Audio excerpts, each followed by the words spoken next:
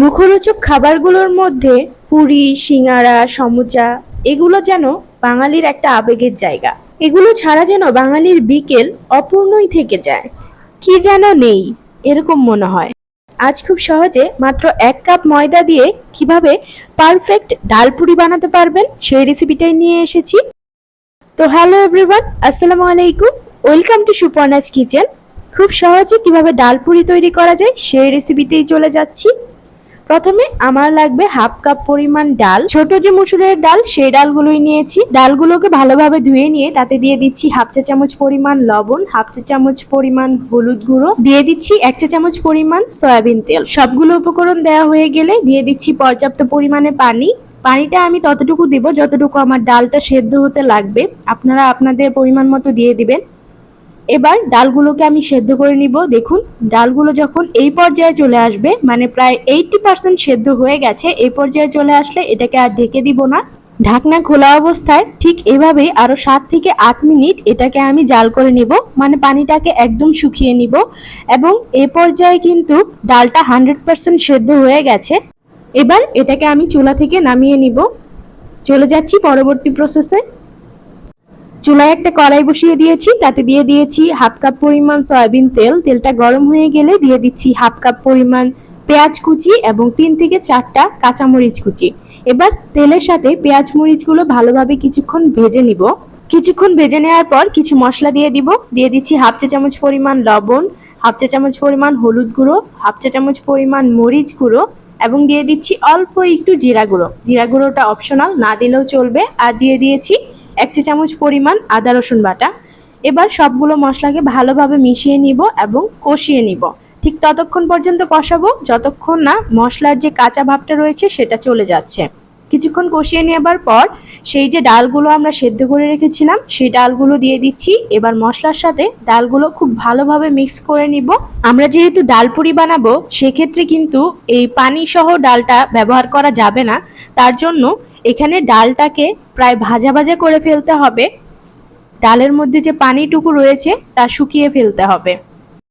এটাকে কিন্তু অনবরত নাড়তে থাকতে হবে যেন নিচে লেগে না যায়, তাহলে কিন্তু পুড়ে গেলে খেতে আর ভালো লাগবে না, পোড়া পোড়া গন্ধ আসবে। দেখতেই পাচ্ছেন প্রায় 10 থেকে 12 মিনিট এটাকে ভেজে নেবার পর এটা ঠিক এরকম হয়েছে। আমাকে আরও 10 মিনিট এটাকে ভাজতে হয়েছে। দেখতেই পাচ্ছেন 10 মিনিট পর ডালের মধ্যে যে পানিটুকু রয়েছে তা কিন্তু একেবারেই শুষে গেছে এবং এ পর্যায়ে কিন্তু ডালটা ভাজা ভাজা হয়ে গেছে। ওটাকে আমি নামিয়ে একটা সাইডে রেখে দিচ্ছি। এখন ময়দার যে ডোটা সেটা বানিয়ে নিতে হবে। এখানে আমি 1 কাপ পরিমাণ ময়দা নিয়েছি, দিয়ে দিয়েছি 1 চিমটি পরিমাণ লবণ এবং হাফ চা চামচ পরিমাণ বেকিং পাউডার, আর দিয়ে দিয়েছি 1 চা চামচ পরিমাণ সয়াবিন তেল। এবার সবগুলো উপকরণ ভালোভাবে হাত দিয়ে মিক্স করে নিতে হবে যাতে তেলের সাথে সবগুলো উপকরণ ভালোভাবে মিক্স হয়ে যায়। আপনারা চাইলে কিন্তু বেকিং পাউডারটা স্কিপ করতে পারেন, সেটা না দিলেও চলবে, কিন্তু আমার মনে হয় বেকিং পাউডারটা দিলে ডালপুরিটা অনেক ভালোভাবে ফুলবে। সবগুলো উপকরণ মিক্স করে নেবার পর যখন এরকম মুঠো করে নেওয়া যাবে তখনই বুঝতে পারবেন তেলের সাথে সবগুলো উপকরণ ভালোভাবে মেশানো হয়েছে। এবার অল্প অল্প করে পানি দিয়ে একটা মসৃণ ডো তৈরি করে নিব। এই ডোটা শক্তও হবে না, নরমও হবে না। আমরা সচরাচর রুটি যেভাবে বানাই ঠিক সেরকমই মসৃণ একটা ডো হবে। আমি অফ ক্যামেরায় ডোটা বানিয়ে নিয়েছি। ডোটা বানানো হয়ে গেলে উপর দিয়ে একটু তেল দিয়ে দিচ্ছি যাতে উপরে ড্রাই না হয়ে যায়। এবার এটাকে ঢেকে রেখে দিচ্ছি প্রায় 15 মিনিটের জন্য। 15 মিনিট পর আমি ডালপুরি বানানোর জন্য লেচি কেটে নিয়েছি এতটুক করে। এবার সবগুলো লেচিকে আমি ঠিক একইভাবে এরকম বল আকারে বল শেপ দিয়ে নিচ্ছি যাতে উপরে ড্রাই না হয়ে যায়। এবার কিন্তু ডালপুরি বানানোর জন্য পুর দেবার পালা। আমি যে লেচিগুলো কেটে বল বানিয়ে রেখেছিলাম সেখান থেকে একটা লেচি নিয়ে নিচ্ছি। এবার দেখতেই পাচ্ছেন আমি চারদিক দিয়ে লেচিটাকে পাতলা করে ছড়িয়ে নিচ্ছি যাতে পুরটা দিতে সহজ হয়। এটা আপনাদের দেখেই বুঝে নিতে হবে আমি ঠিক কিভাবে করছি। মাঝখানে পাতলা হলে কিন্তু হবে না, চারদিকে সমানভাবে পাতলা করতে হবে। আমরা যে ডালের পুরটা বানিয়ে রেখেছিলাম সেই ডালের পুরটা এখন দিয়ে দিচ্ছি। ডালপুরি বানানোর ক্ষেত্রে অবশ্যই ডালের পুর ঠান্ডা করে তারপর ডালপুরি বানাতে হবে। আমি ঠিক কিভাবে ডালপুরিটা বানাচ্ছি সেটা একটু লক্ষ্য করুন। ডালের পুরটা দেবার পর আমি এটাকে চেপে চেপে প্রথমে মুখটা সিল করে নিচ্ছি যাতে কোনো পাশ দিয়ে ডালের অংশ বের না হয়ে যায়। এবার মুখটা সিল করে দেবার পর চারদিক থেকে নিয়ে একটা অংশে এগুলোকে সিল করে দিচ্ছি।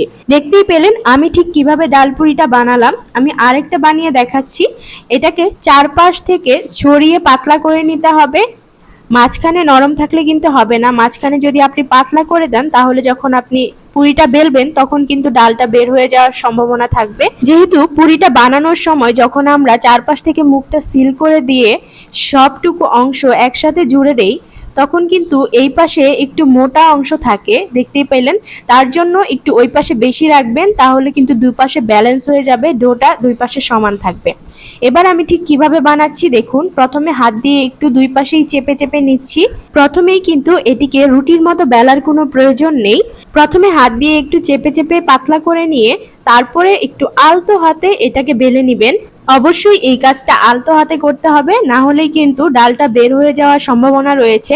এই ডালপুরিগুলোকে বেশি পাতলা করে বানাতে যাবেন না, তাহলে কিন্তু ডালগুলো বের হয়ে যাওয়ার সম্ভাবনা থাকবে। আমি ঠিক যেভাবে বেলে নিয়েছি ঠিক সেভাবেই একটু মোটা করেই এটাকে বেলে নেবেন। দেখতেই পাচ্ছেন পুরিটা বানানো হয়ে গেছে। এভাবেই আমি সবগুলো পুরি বানিয়ে নিচ্ছি। এবার ভেজে নেবার পালা। ডালপুরি বানাতে গেলে কিন্তু অবশ্যই তেলটা যখন 70% গরম থাকবে সেই 70% গরম তেলের মধ্যে ডালপুরি দিবেন। একেবারে 100% গরম তেলে কিন্তু ডালপুরি ভাজতে যাবেন না, তাহলে কিন্তু পুরি ফুলকো হওয়ার বদলে উল্টো আরো পুড়ে যাবে। পুরিটা ঠিক কতটা ফুলকো হয়ে গেছে দেখতে পাচ্ছেন তো।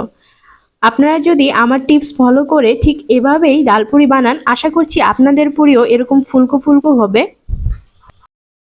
ঠিক যখন এরকম একটা কাঙ্ক্ষিত সুন্দর কালার চলে আসবে, দেখতেই পাচ্ছেন একেবারে খাস্তা দেখতেই মনে হচ্ছে না, ঠিক এরকম একটা কালার চলে আসলেই আমি পুরিগুলোকে উঠিয়ে নিব। সবগুলো পুরি ঠিক একইভাবে আমি ভেজে নিব। এবার আমি পুরিগুলোকে সার্ভ করে দেখিয়ে দিচ্ছি। আপনারাই দেখে বলুন একটা পুরিও কি ফুলকো হওয়া বাদ গেছে? সবগুলো পুরি যেমন ফুলকো হয়েছে তেমনই সুন্দর খাস্তা একটা কালার এসেছে। এটা খেতেও কিন্তু অনেক মজা ছিল। এতক্ষণ তো অনেক কথা হলো, এবার না হয় শুনুন কেমন খাস্তা হয়েছে।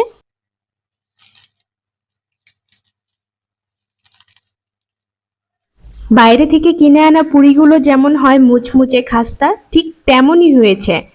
তার চেয়ে বরঞ্চ বেশিই মজাদার হয়েছে। আর আমরা তো জানি বাইরের খাবারগুলো কতটা অস্বাস্থ্যকর হয়।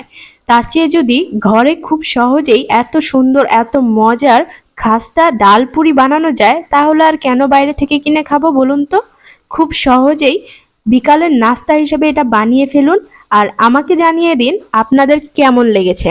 ভিডিওটি ভালো লাগলে লাইক শেয়ার কমেন্ট করে পাশে থাকবেন এবং চ্যানেলটি সাবস্ক্রাইব করে পাশে থাকা বেল আইকনটি ক্লিক করে দিবেন এরকম আরো মজার মজার ইউনিক রেসিপি পাওয়ার জন্য। ততক্ষণ ভালো থাকবেন, সুস্থ থাকবেন। আল্লাহ হাফেজ।